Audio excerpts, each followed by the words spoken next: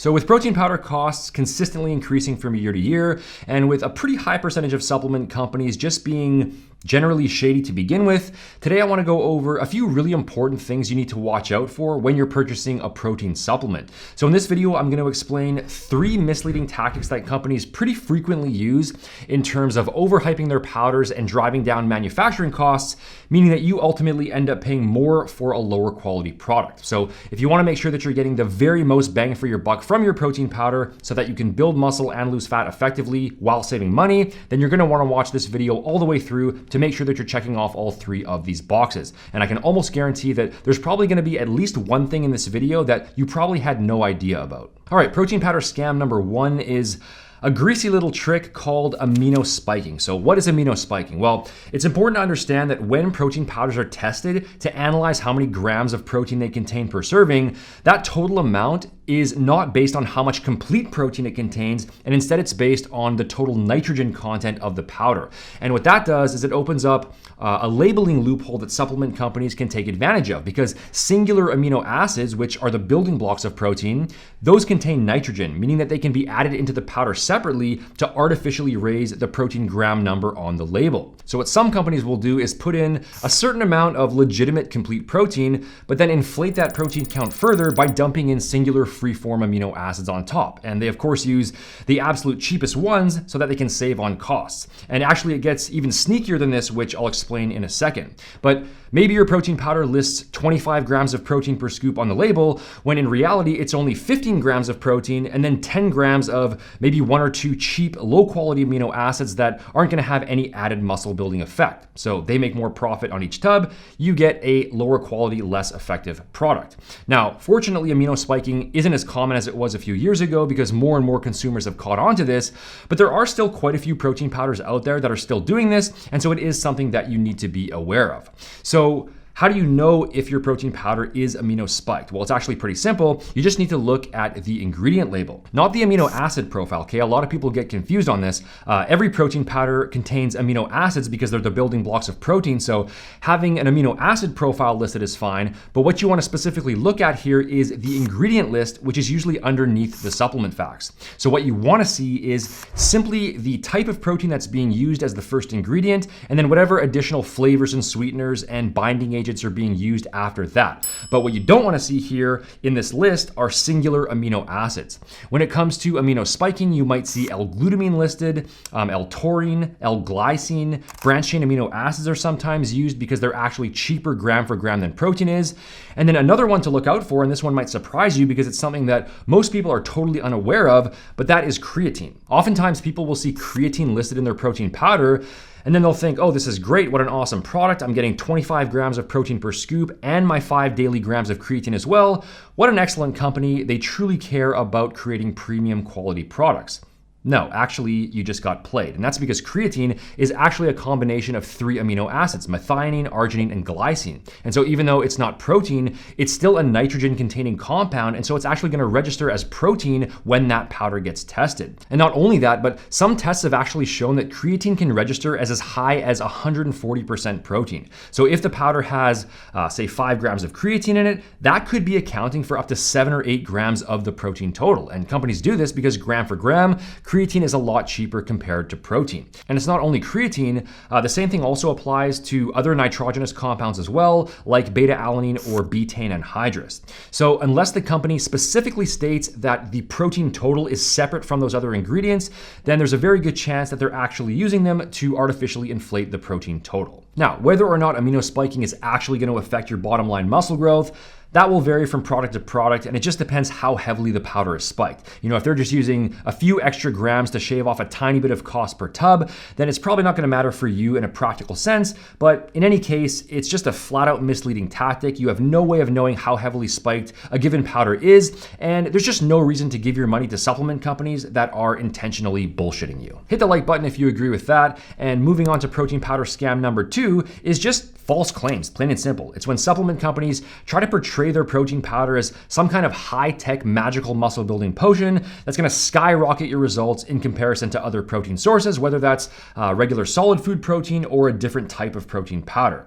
Now, yes, on a gram for gram basis, whey protein, casein, egg white protein, even plant-based powders, if they're formulated properly, those are very high quality sources of protein that will have a high bioavailability and a strong amino acid profile. And that's of course a good thing.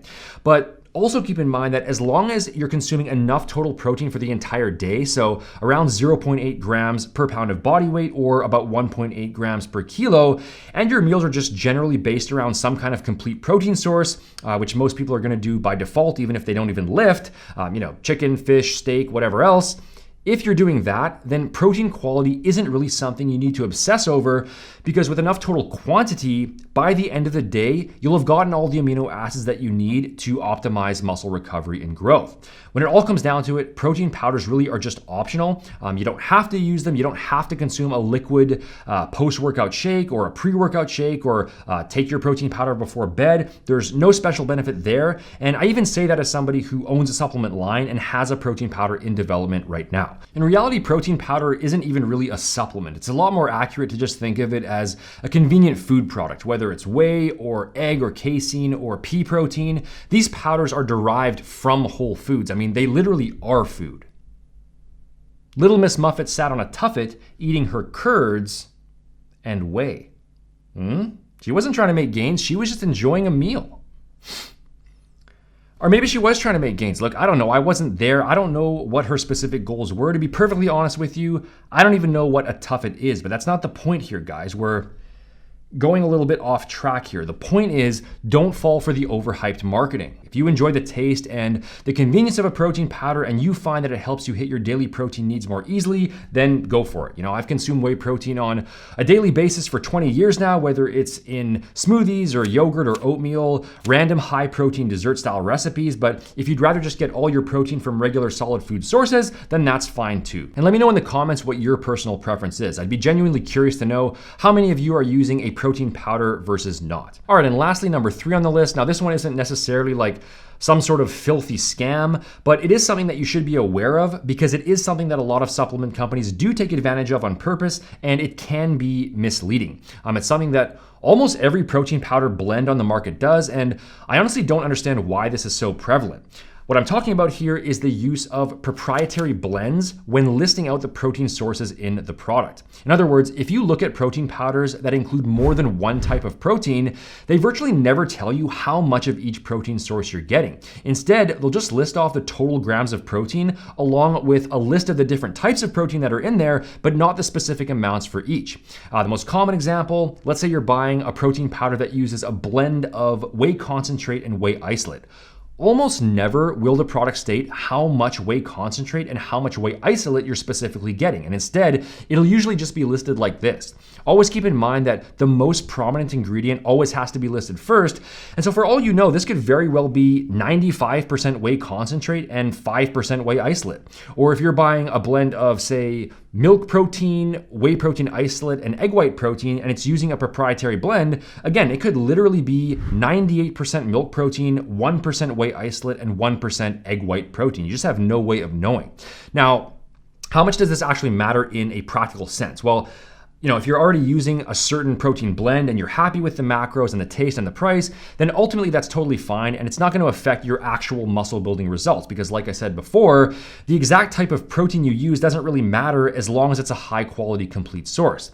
However, what I would say is that if you're in the market for a new protein powder, then it is something to take into account. For example, if you were looking for a whey concentrate, whey isolate blend, and you had, say, 2 different products, one lists whey concentrate first on the label and the other has whey isolate first, and the price is comparable between the two, then you'd probably want to go with the one that lists the whey isolate first. There's nothing inherently wrong with whey concentrate, but it does tend to be a little bit heavier on the stomach. It doesn't mix quite as well, and it does have a stronger sort of protein aftertaste to it. So by going going with the one that lists whey isolate first, you at least know that more than half of that blend is whey isolate, whereas with the other product, it could be almost all whey concentrate with just a tiny bit of isolate sprinkled in. And the direct practical aspect aside, I just think it comes down to basic transparency and labeling. I think you should know exactly what's in the supplements that you buy.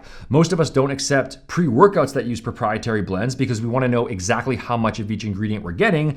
And while that's not directly comparable to protein powders, it is the same general idea. And I think that if companies are selling protein blends, then they should list off how much of each protein source is included. And Real Science Athletics, which is my own supplement line, like I said, we do have a protein powder in development right now, which will be out in a few months. And with that product, you definitely will know exactly what you're getting in terms of the exact protein source. And if you want to check out the rest of what we offer, straight ahead, research-backed, properly dosed supplements you can trust, unlike most of the BS out there nowadays, then you can visit realscienceathletics.com by clicking this card up here or by using the link in the description box, and code YouTube15 will take 15% off your first order. You can also get a free customized workout and nutrition plan from me over at seannall.com/custom. The link is also up here and down below. Here's 2 more videos I'd recommend watching now. Don't forget to subscribe to stay in the loop on all of my future content. Thanks for watching, guys, and I will see you in the next video.